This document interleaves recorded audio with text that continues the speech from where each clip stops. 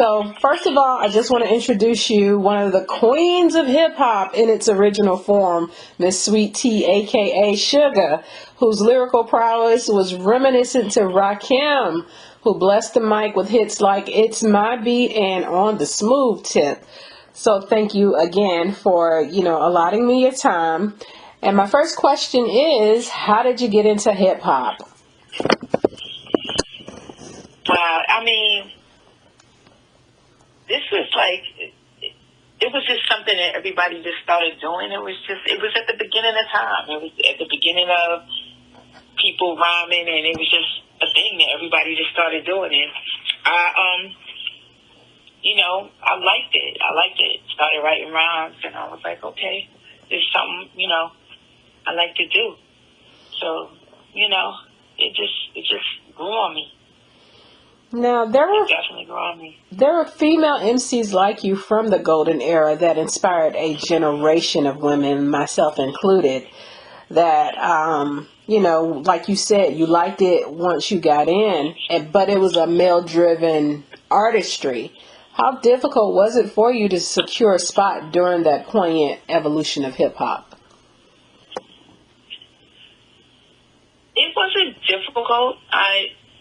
It seemed like I just found my way. It wasn't. I don't have struggle stories like that. Mm-hmm. It was.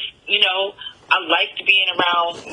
The male rappers, and I actually felt like it was special to be a female rapper around them, because like even when promoters are setting up shows, they were like, yeah, we gotta have guys, but we gotta have a female on the show. Let's get Sweet Tea, or whoever else they would pick. It never felt like a struggle with me. I was with Herbie, so at that time he had, the biggest female group out, Salt N Pepa, so they were females as well, and we moved and did what we had to do. Like, I don't have struggle stories about that. I love that. I watched an interview where you said, along with Biggie and Tupac, and interestingly, I compared you to Rakim because that's just, your lyrical flow was insane. You said that Rakim is one of your favorites. How did he inspire you to become more dominant on the mic? Well, Rakim, I was already out. Like, it wasn't like he inspired me. It's just that I loved his style. There was a few of them that I really, really loved, and he just happened to be one of them. But I just liked his whole style. Eric B's a good friend of mine. The group was just great. The way he took the mic, I just loved it. Well, you were kind of like the female version of Rakim when we talk about storytelling and just riding the beat. Insane. Mm-hmm. So, speaking of you're welcome. Speaking of dominance, you've made music from then until now with newest single "Don't Play With It," which is giving City Girls and Tina Snow vibes. What inspired that track? Well, I did that record with Haji the Fat Bastard. He's on the hook to that record, and it was just like, let's get some party records. Let's get some stuff that will get people on the dance floor. And when we heard the track, and then he put the hook on the track, it was just like, I have to do that record. It just came to us. Like, I don't know if there's a lot of people that understand when you listen to beats, and when you feel like a beat is something that you would rhyme to or yours, you just take to it, and you just write to it and you vibe to it, and make it yours. I love it. So, from your classics, is there ever a song that did not make it to a record that you recorded that shelved, that if you could release it, would you? From my oldest album, I think that I had a record, As the Beat Goes On, and I love that record. I wish that record had its time to shine. I still listen to that record sometimes. Like, okay. And there was a record that I did. It was, there was a couple of them. I'm trying to think. You threw me off at this one. Good, yay! There was a record from Soul to Soul. However Do You Want It. Remember that record? Yes. That, before they even put that record out, I was in London and I had got a tape of the record. And when I brought it back here, everybody was like, "What is that song?" You know, I was bumping it in my truck going down the street. I came back right hot off the plane, went in the studio, and I rhymed to that beat. And when I took it to Profile Records, when Herbie took it to Profile Records, you know, at that time they told Herbie and I, like, she can't do that. She can't take people's records that are brand new and rhyme on them. And so, you know, they didn't even try. And had they did that, that probably would have been like, I would have probably been the first person to do that. Right. It would take like somebody's current record right then and there while it's coming out with them and rhyme on it right then and there. So how did you get the like, if you weren't supposed to have it, how did you get it? Okay, so when I got back to New York, I don't know if you remember the singer Khadijah and Sharice from Changing Faces. Yes. And I forgot who else. It was three of them. We went in the studio and we completely resung it. I lived there. They did the whole thing over. Like, we slowed it down so we could hear what they were saying, and they resung it. And Herbie, of course, like, flipped the beat, and we rhymed to it. Like, we put the record together. And you know, Profile was like, "You can't do that. You can't take somebody's record and do that." Wow. And I wish that record had to come out, you know? Well, that was one of the rules. Like, back then, copyright infringement, people make covers all the time now, as you see with the evolution of music. That would have been bomb, for sure. But because it wouldn't even have been about copyright infringement. It would have been about Corey calling their label. Right. And saying, "This is a collab." Right. Which hadn't started happening yet. Like, how do we do this? How do we collab the rapper with the song? Right. With your song. Well. And, so I really wish that record had, done what it was supposed to do. And it still can, so we're going to claim that, Queen, okay? You can do it. And I would definitely, like, be your first listener if you put that record out. For sure. And it's funny because I went to a show, I went to Red and Method Man show a couple of weeks ago, and Red Alert was there, and he said, "Toy, do you have that record?" He asked me for that record a couple of weeks ago. Yeah, because I gave the record to him. Oh. Then, when it was done, and he was just like, "Yo, I really like this record." But back then, it wasn't like supported in such a way, like, you know. And so he was just like, "I really like the record," and he literally just asked me for that song. Wow. Dang. Well, hopefully it'll surface at some point. We'll get to hear you cutting up on the mic for sure. So, aside from that golden part of your life, do you have music coming out now other than what you just put out? Oh, yes, I have so many songs. I worked hard for over a year on a lot of these songs. I have a lot of songs, the whole COVID. So I'm ready.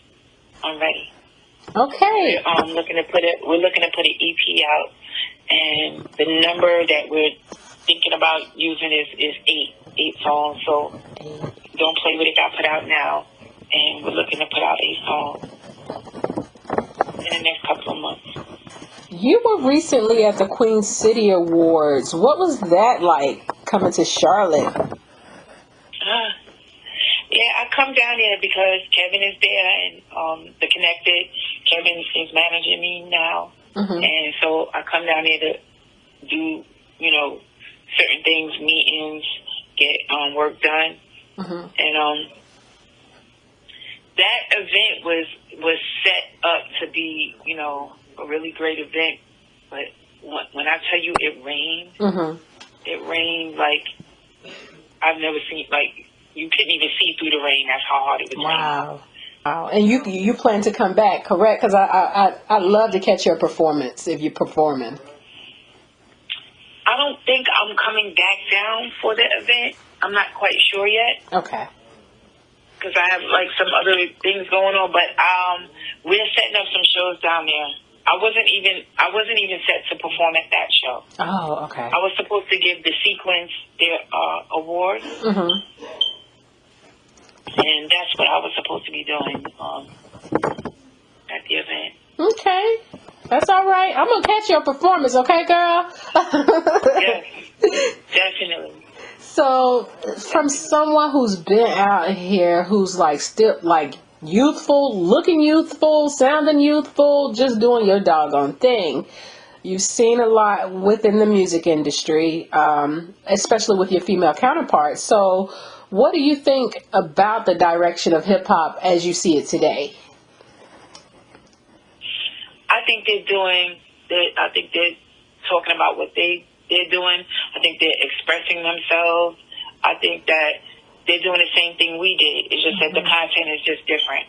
Right. You know, we didn't have all of these things. We didn't have the internet. We didn't have all the things that they're seeing and doing. And all they're really doing is talking about what they know and what they're doing, just like we did. That's right. I mean, everything wasn't going to just stay the same, you know. And I really like a lot of the music that's out.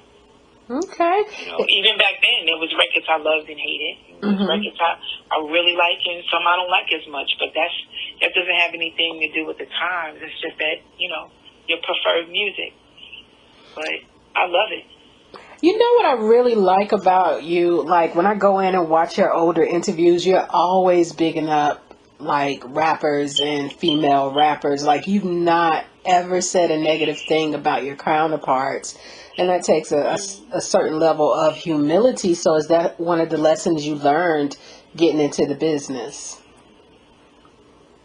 Yeah, I mean, it's like there's things that everybody is not gonna like, you know. If I could say one thing about you know, the female rappers is that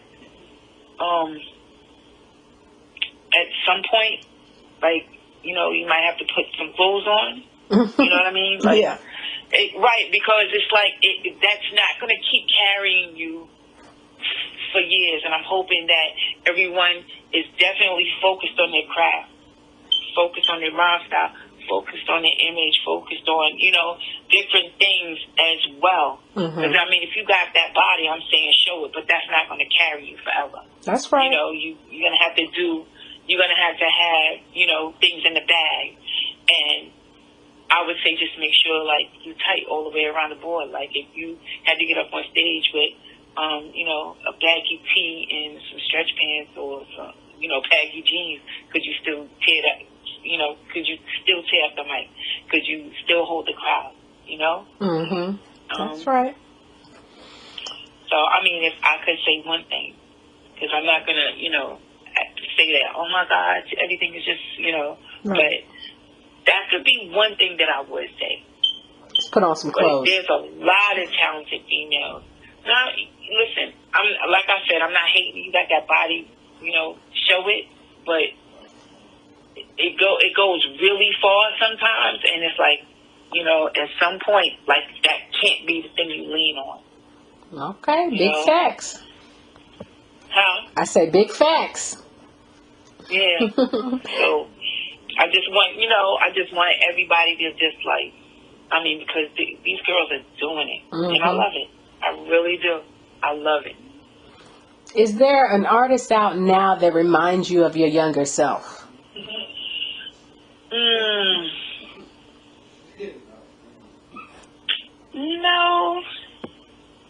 No, not really.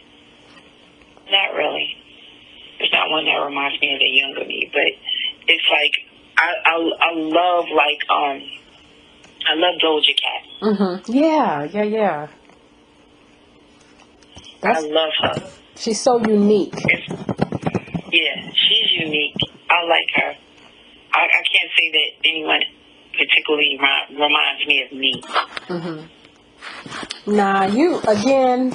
Your lyricism back then, well before your time, for sure. So you've only gotten better. Like your wordplay was top notch back then, and you took your craft seriously coming in the door, and that says a lot. So, and even still, with you doing music, you found time to do other things. So tell me about Samaritan's Village. So I am an assistant director of the drug treatment program, and that is something that I really love doing. Mm-hmm. I really love doing that, and now it's about being able to balance, Sweet Tea with Toy with, what I do until, I don't know if my job will have to give at some point. Mm-hmm. I'll be kind of sad about that, but, Sweet Tea, if it's time for her to move, it's time for her to move. Okay. So, but yes, and it was a rough time, especially during the pandemic, because as the pandemic was happening, the opioid epidemic was really going crazy. Wow. Like none of that stopped. Like none of this stuff stopped while the pandemic happened. So there was a lot of people that needed help, a lot of people that we lost, and not due to COVID, due to drug addiction, due to overdoses. And it was rough. It was rough. And then, at the same time, you don't know what's going on and you're scared, with COVID and everything. But, you just got to come to work and try to help people the best that you can and leave your fears outside the door, because they're scared. Right. And you're a leader, so you have to try to lead, Right. What got you into that line of work? It was a family friend that introduced me to the field, and I don't know. I just never left. I never left. I just knew it was something that I wanted to do. Do you want to take part in any other nonprofits or community work? I teach a group that's with my co-partner. Her name is Carrie. It is called Thinking for a Change, and it was a jail-based. It started off in the prison system, and it tries to help people think a little bit differently, and so that you act a little bit differently. Right. And I teach that group, and I go and I train agencies to teach the group to clients. It started off in the prison system, but then they brought it outside of the prison system into drug rehabs and stuff like that. And honestly, I really think it needs to be in schools.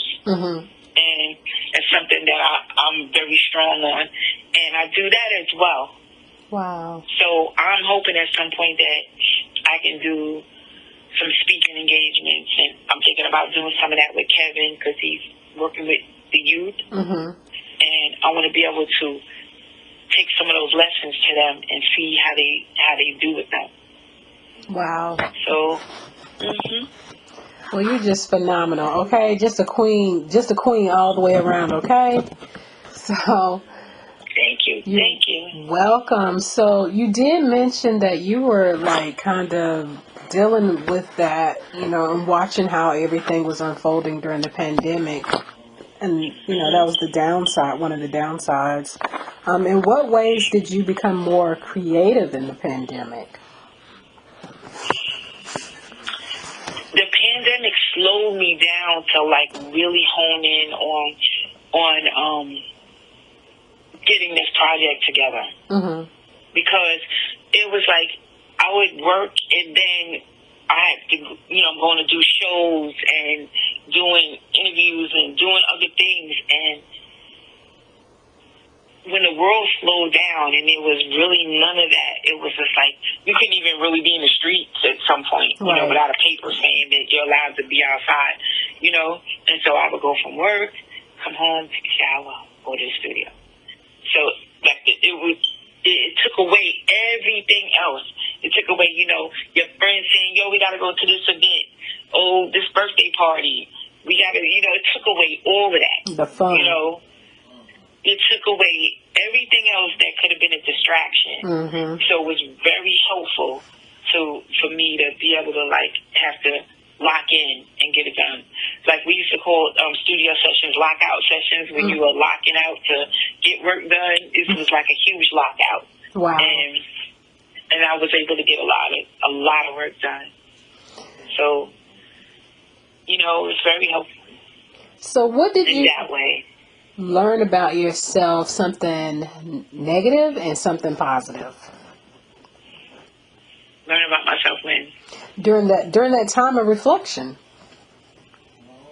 I'm going to tell you what I did learn. I know, I was able to hone in on a lot of people that really cared about me. Mm. And, I knew some of them, but then there was just others. I was like, wow, okay, Right. And it's really important when people are, because I ended up having COVID, at the beginning, when people didn't know, it was just everyone thought, you get COVID and you're going to get sick and then you're going to die. That's when I caught it, that's when it was going so crazy. And, I had to stay in, and there was a lot of people that checked in on me, and it was certain people that were a surprise that they kept checking in on me. A lot of my peers, my rap peers, and, I learned, that there are some important people and that I'm important to some people that I didn't really think, Right. And, I know that,